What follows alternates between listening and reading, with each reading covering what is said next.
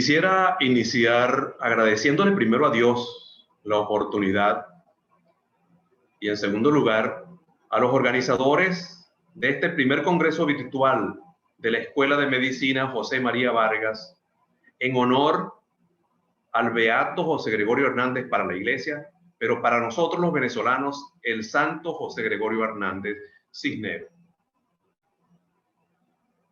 Debo reconocer ciertas personalidades de la Escuela de Medicina que han dejado al doctor Jacinto Convit, al doctor Rafael Musi Mendoza, al doctor Carlos Moros Jersey, y en el servicio de gastroenterología al doctor José Ramón Poleo y el actual jefe, el doctor Guillermo Beitía.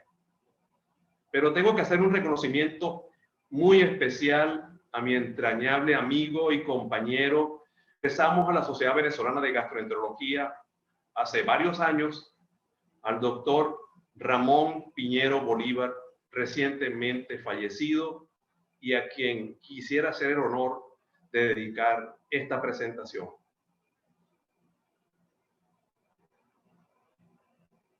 Me exigieron que hablase de encefalopatía hepática, diagnóstico de precisión, pero hacer precisión sobre un tema tan largo es como subir a la cuesta del Salto Ángel, una de nuestras imágenes íconos de la Gran Sabana. Por lo tanto, voy a hacer una breve disertación. Encefalopatía viene del griego encéfalo, que significa cerebro, y patos, enfermedad. Existen más de 150 términos diferentes en la literatura médica que modifican al término encefalopatía. Y ejemplo, tenemos causas como las infecciosas, ya sean virales, bacterianas, el alcohol, las enfermedades renales, tumorales, la hipertensión endocraniana, con un amplio espectro de síntomas, desde los más leves o sutiles a los más graves. Por lo tanto, hacer una revisión breve de encefalopatía significa también revisar todos los últimos congresos y reuniones de hepatología de los últimos años. Encefalopatía hepática es una alteración potencialmente grave que altera el funcionamiento del sistema nervioso central con resultado de una insuficiencia hepática y que está caracterizada fundamentalmente porque hay un acortamiento de la capacidad de concentración, anormalidades del patrón del sueño y alteraciones motoras que progresan desde el letargo al estupor y por último hasta el coma que amerita ingreso de los pacientes a la terapia intensiva. Encefalopatía hepática es la complicación más común de una cirrosis avanzada, que es una enfermedad hepática crónica que consume buena parte de los gastos de salud. Es una señal de falla hepática y motiva entre el 30 al 50% de las hospitalizaciones de los pacientes con cirrosis, del 10 al 15% de los pacientes portadores de los CHUM transyugular portosistémico, y es un indicador clínico preciso para plantear una posibilidad de trasplante de hígado. Les voy a mostrar acá brevemente parte del comportamiento de la cirrosis en América Latina. Ustedes van a México, Colombia, Ecuador, Brasil, Perú, Argentina. Predomina la consecuencia de la cirrosis como parte de enfermedad hepática por alcohol. Pero hay que considerar que la epidemiología de la cirrosis hepática en Latinoamérica es desconocida. La encefalopatía hepática, ¿cuál es la casuística? Si no se conoce con exactitud ni la prevalencia ni la incidencia de la cirrosis hepática, y que hay una dificultad para diferenciar la etiología y la severidad de las diferentes encefalopatías. Y por último, diagnosticar la encefalopatía hepática mínima es difícil. Por lo tanto, es más difícil aún esclarecer la incidencia y la prevalencia de la encefalopatía hepática y sus costos. Para la patogénesis de la encefalopatía hepática existe un consenso general, y es que los niveles elevados de amonio y la respuesta inflamatoria en sinergia actúan provocando inflamación del astrocito, edema cerebral y la sintomatología que vemos en los pacientes con encefalopatía hepática. Pero los mecanismos moleculares precisos aún no están bien conocidos ni explicados. Brevemente, para revisar el metabolismo del amonio, partiendo de que la flora intestinal, productos metabólicos del metabolismo bacteriano, ingresan al hígado y bajo aquel ciclo que ustedes deben recordar de la urea y intermediación de la glutamina, y por otro lado, los SHUN que se establecen a nivel abdominal van a provocar producción de amonio. Debemos tener en cuenta que también existe una relación entre las glutaminas procedentes del riñón y de la masa muscular estriada. Por lo tanto, todo ese incremento del amonio sérico ingresa a través de la barrera hematoencefálica al cerebro, provocando edema del astrocito y, por supuesto, conlleva a toda la sintomatología de la encefalopatía hepática.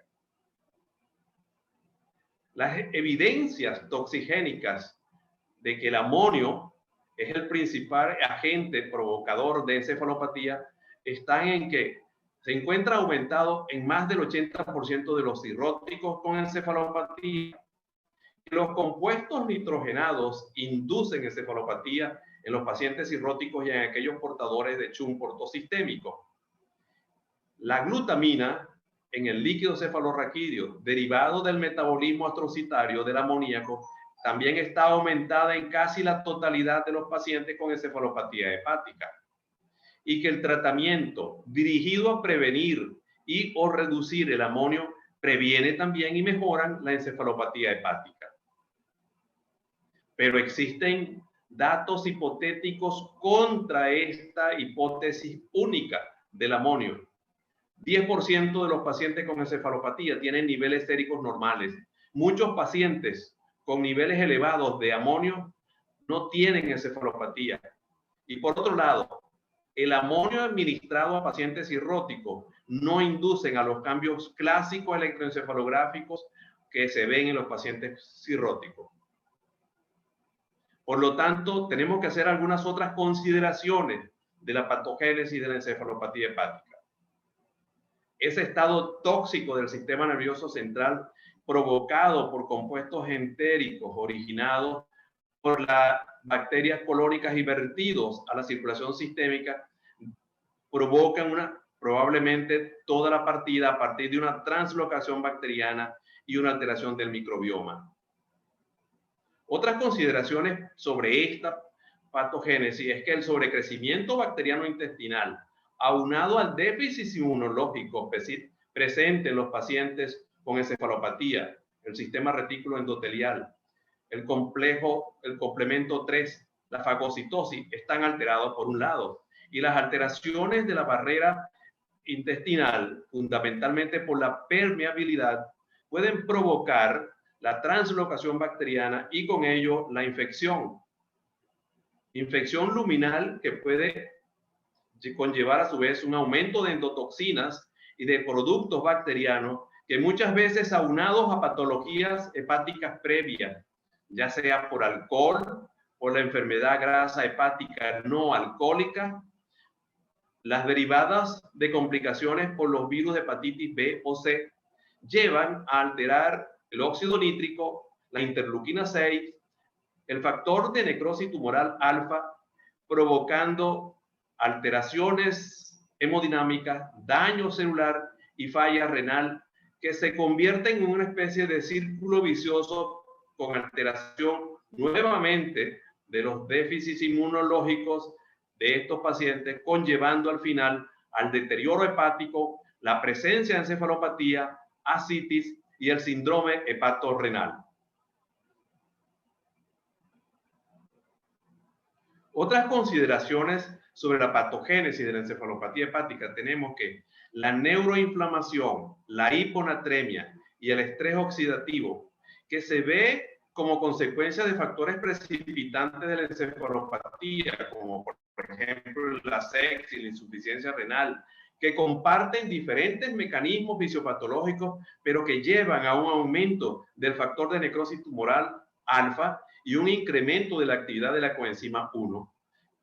Esto a su vez va a provocar y ha sido correlacionado con la gravedad de la encefalopatía hepática. Por otro lado, tenemos que el estrés oxidativo y nitrosativo, que se considera como una hipótesis caballo de Troya, pues el efecto de la glutamina en los astrocitos libera amonio intramitocondrial, conllevando a un incremento del oxígeno reactivo, del nitrógeno reactivo, provocando degradación de la barrera hematoencefálica y con ello a inflamación del astrocito y edema cerebral. No podemos dejar de lado que la respuesta inflamatoria vista en infecciones y sepsis han apoyado la noción de sinergia entre el amonio y la inflamación en la patogénesis de la encefalopatía hepática. Otros elementos a considerar: los neuroesteroides, que son esteroides neuroactivos producidos principalmente por las células gliales melinizantes, se consideran falsos neurotransmisores que pudieran deteriorar la neurotransmisión dopaminérgica y se consideran que son moduladores alostéricos positivos de los receptores GABA y que por supuesto llevan a secuencias clínicas vistas en la gran mayoría de los pacientes que tienen encefalopatía hepática tipo C.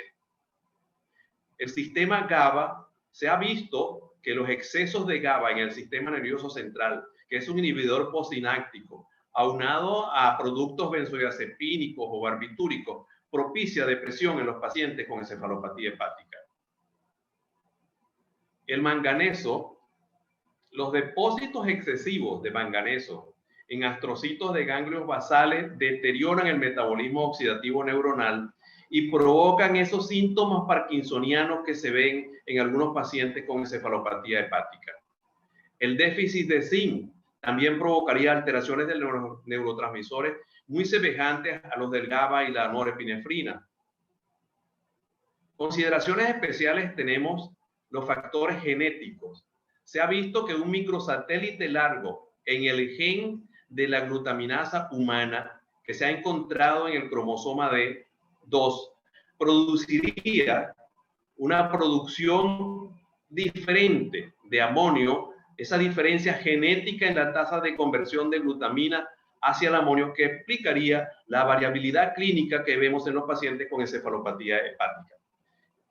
Y por último, dejo algo muy controversial.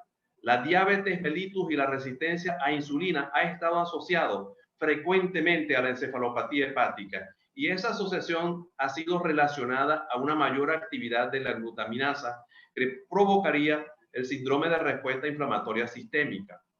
Además, debemos plantearnos que aunado a factores del metabolismo proteico, el tránsito intestinal lento que se ve en pacientes con diabetes mellitus y la neuropatía propia de algunos pacientes con diabetes mellitus provocaría también el síndrome de sobrecrecimiento bacteriano intestinal. Revisando los factores precipitantes agudos o crónicos que conllevarían a la encefalopatía hepática, tenemos fundamentalmente la hemorragia gastrointestinal que se ve frecuente en estos pacientes, las infecciones, los desequilibrios electrolíticos y fundamentalmente cuando hay ya falla renal o simplemente cuando hay una deshidratación. Y por último, tenemos la asociación con medicación psicoactiva. Algunos pacientes que pueden recibir benzodiazepinas, narcóticos, sedantes, sin dejar de lado que en algunos de estos pacientes continúan con una ingesta alcohólica y por otro lado, del producto del metabolismo proteico no bien indicado. Por lo tanto, el deterioro del funcionalismo hepático más la asociación de la hiperamonemia y la respuesta inflamatoria como consecuencia de factores que hemos considerado previamente, actuando en sinergia, conllevan a la toxemia del sistema nervioso central visto en los pacientes y en definitiva a la encefalopatía hepática. ¿Cómo hago diagnóstico de encefalopatía hepática? En primer lugar, tengo que pasearme por las consideraciones clínicas y por lo tanto debo hacer una recopilación muy cuidadosa de la historia y donde el apoyo del entorno de los pacientes es determinante para tener una idea precisa de lo que está aconteciendo. Pues no hay ningún síntoma específico y por lo tanto necesitamos una evaluación neurológica muy minuciosa y que por otro lado debemos excluir otras causas de encefalopatía que pudieran estar en algunos pacientes con encefalopatía hepática. Debemos recurrir entonces a algunas pruebas que midan la difusión cerebral, entre otros la frecuencia del parpadeo continuo crítico, el tiempo de reacción continua, el control inhibitorio, sin dejar de lado que debemos hacer en algunas oportunidades los scans cerebral, como la tomografía bien indicada, resonancia magnética y hasta la electroencefalografía. Por lo tanto, juzgar y medir la gravedad de la encefalopatía tiene que ser un abordaje continuo. Por otro lado, el laboratorio, en ella no existe ninguna prueba per se que haga diagnóstico de encefalopatía, aun cuando se le da un valor muy importante al amonio. Por lo tanto, las pruebas de laboratorio fundamentalmente se utilizan para hacer el diagnóstico diferencial de las diferentes encefalopatías. Se ha tratado de determinar algunos grados de encefalopatía y así tenemos que el grado 1, prácticamente una alteración leve del ritmo, el sueño vigilia, hasta depresiones muy sutiles. El grado 2 ya hay somnolencia, apatía, desorientación en el tiempo y pueden haber algunas alteraciones hasta la hiporreflexia. El grado 3, más severidad, hay desorientación en el espacio, hay un lenguaje incomprensible y ya hay signos más severos como por ejemplo el estupor, delirio, agitación y hasta incontinencias esfincterianas. Y el grado 4, donde hay coma de profundidad variable que justificaría el ingreso de estos pacientes a las terapias intensivas. Por otro lado, se ha tratado de hacer una gradación de las encefalopatías y así tenemos encefalopatías de bajo grado que incluirían los grados 1 y 2, donde necesariamente para evidenciarlo tendríamos que recurrir a parámetros físicos objetivos de los estudios que ya planteamos, potenciales evocados, frecuencia crítica del parpadeo. Y por otro lado, las encefalopatías hepáticas de alto grado que incluirían los grados grado 3 y grado 4.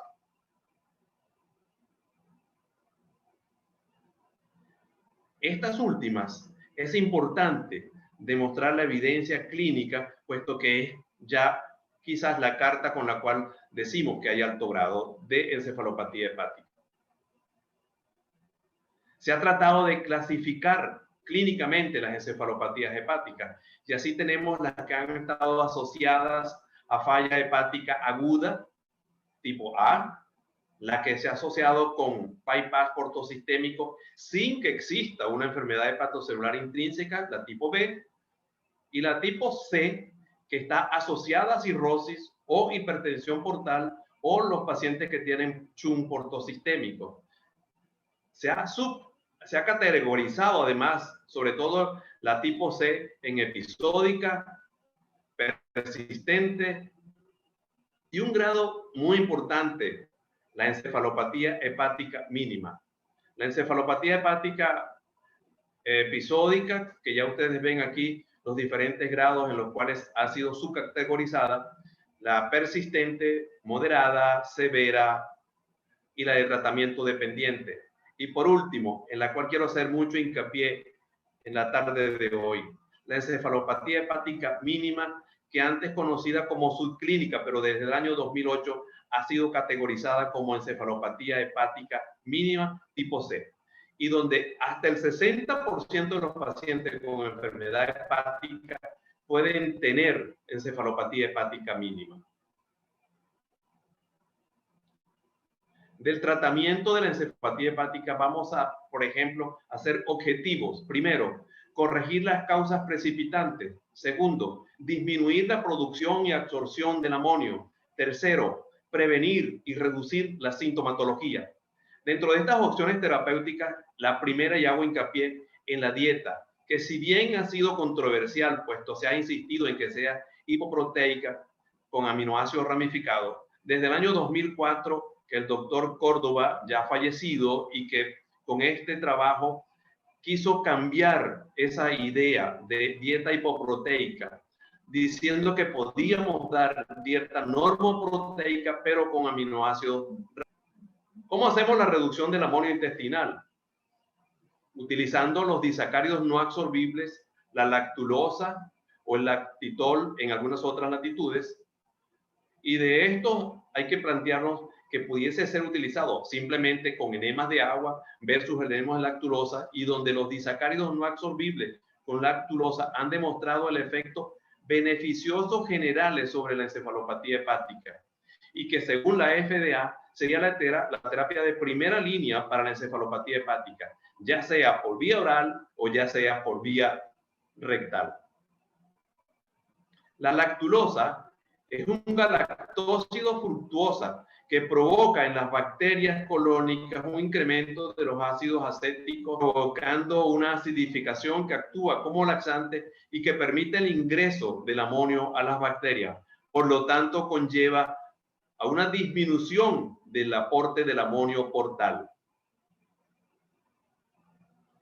Pero hay que tener en cuenta que los disacáridos no absorbibles pueden provocar también alguna sintomatología, distensión, flatulencia, disconfort, dolor en buena parte de los pacientes, y que cuando abusamos de dosis excesivas, diarrea profusa, deshidratación y alteraciones hidroelectrolíticas. Por lo tanto, debemos tener cuidado, y más aún cuando existen en estos pacientes un síndrome hemorroidal previo, que lo podemos hacer ahora más evidente. Otras opciones para hacer la reducción del amonio, tenemos el uso de antibióticos. De ellos, la neomicina, ya hoy en desuso por la ototoxicidad o la nefrotoxicidad, el metronidazol, que se cuidamos hoy en día porque el uso prolongado produce neurotoxicidad, y por último, más recientemente en los últimos años, la rifaximina. La rifaximina es un antibiótico derivado de la rifamicina. Es bactericida porque inhibe la síntesis del ARN bacteriano. Es de amplio espectro, tanto sobre gram positivo, gram negativo, aeróbicos, anaeróbicos, y virtualmente no se absorbe, pues menos del 0,4%. Por lo tanto, tiene un excelente perfil de seguridad. Les voy a dejar aquí dos trabajos, uno sobre eficacia y seguridad para mantener la remisión de encefalopatía, dando rifaximina en 550 miligramos vía oral 2 veces al día por 6 meses, y donde ustedes ven que la frecuencia de los pacientes que tienen encefalopatía con la rifaximina existe una evidencia significativa desde el punto de vista estadístico. Por otro lado, la reducción de las hospitalizaciones, cuando se ha comparado placebo versus rifaximina, ustedes ven también que hay una diferencia estadísticamente significativa. Otras opciones terapéuticas en el tratamiento de la encefalopatía. Los probióticos. Se ha visto que los pacientes que se recuperaron de encefalopatía hepática se encontraron menos episodios de encefalopatía cuando se daba probiótico. Y pacientes que sin encefalopatía previa, los probióticos serían útiles para prevenir encefalopatía hepática manifiesta, ya sea de mínima a evidente. Y que estos trabajos, fundamentalmente cuando se ha tratado de comparar este metaanálisis que vemos acá, comparando el uso de probióticos, se asoció que en la encefalopatía hepática previamente tratado con probióticos había menos hospitalización, disminución de la progresión de encefalopatía hepática mínima a encefalopatía hepática manifiesta, pero no tuvo ningún efecto sobre la mortalidad. Existen otros elementos como los depuradores de amonio, aquí les dejo el ejemplo de unos 3, los antagonistas de los benzodiazepínicos como el flumazenil, los dopaminérgicos como el L2 para la momicriptina. Debo hacer hincapié también que se puede usar y se usa de albúmina, que ha mejorado la supervivencia en aquellos pacientes que han sido egresados ya después de una estancia hospitalaria. Y cuando se hace diálisis utilizando MARS, que es un aparato especial, la mejoría es incontrovertible. Hago hincapié que la nutrición es primordial en el enfoque terapéutico del tratamiento de la encefalopatía, y todo paciente debería someterse a una evaluación nutricional previa. Pero la escasa implementación de las recomendaciones nutricionales en la práctica clínica contribuye a una peor evolución. Existen otros regímenes de tratamiento invasivo como la embolización subportosistémico o las lesiones extracorpóreas. Y por último, el planteamiento siempre presente de esta imagen la traigo porque me ha llamado muchísimo la atención que muchos de estos accidentes de tránsito pasan inadvertidos, pero este trabajo publicado por el doctor Bajat en el año 2009 ha sido para mí muy importante en el enfoque de la encefalopatía hepática mínima que está asociada con accidentes automovilísticos. Por lo tanto, esta imagen la traigo con esta intención. Debemos reflexionar. En un trabajo publicado por el doctor Bajat también, desempeño al conducir en pacientes que tenían encefalopatía hepática mínima y en las cuales fueron sometidos a un simulador de conducir. Y aquí les dejo para que tenga la curiosidad de la conexión de esta parte, de links, y lo pueden revisar. Sobre todo para que vean los errores al conducir los pacientes que tienen encefalopatía, los excesos de velocidad, los cruces ilegales y la colisión. Y este trabajo hecho también por el doctor Bajat, comparando rifamicina versus placebo, demostró que existe una evidencia marcada de la mejoría provocada por la rifaximina en los pacientes que cometían infracciones por exceso de velocidad y los giros ilegales. En resumen, quiero dejarles que la encefalopatía hepática es una complicación de enfermedad hepática crónica en estadio terminal, que la principal causa de cirrosis en América Latina, los costos directos, indirectos, derivados de la encefalopatía hepática, no es posible cuantificarlo, que el amonio ha sido considerado el principal factor etiopatogénico, pero que no podemos dejar de lado el papel que ha demostrado el sobrecrecimiento bacteriano en la patogénesis de la encefalopatía hepática, que más del 60% de los pacientes con enfermedad hepática pueden tener encefalopatía de bajo grado, 1 o 2, y más importante para mí, la encefalopatía hepática mínima con la imagen que les mostré anteriormente. El tratamiento oportuno y el seguimiento eficiente mejora significativamente la encefalopatía hepática en pacientes cirróticos y en especial en los pacientes que tienen encefalopatía hepática mínima. Concluyo, como siempre lo hago, con este libro abierto. No pretendo venir aquí a enseñar a nadie. Esta frase del doctor Miguel Unamuno siempre ha marcado mis presentaciones. Enseñar es, ante todo y sobre todo, aprender. Y concluyo con este proverbio español: mira y verás, aprende y sabrás, pero sobre todo, medita para enjuiciar. Que tengan una feliz tarde y a la espera de las preguntas que tengan a bien realizarlo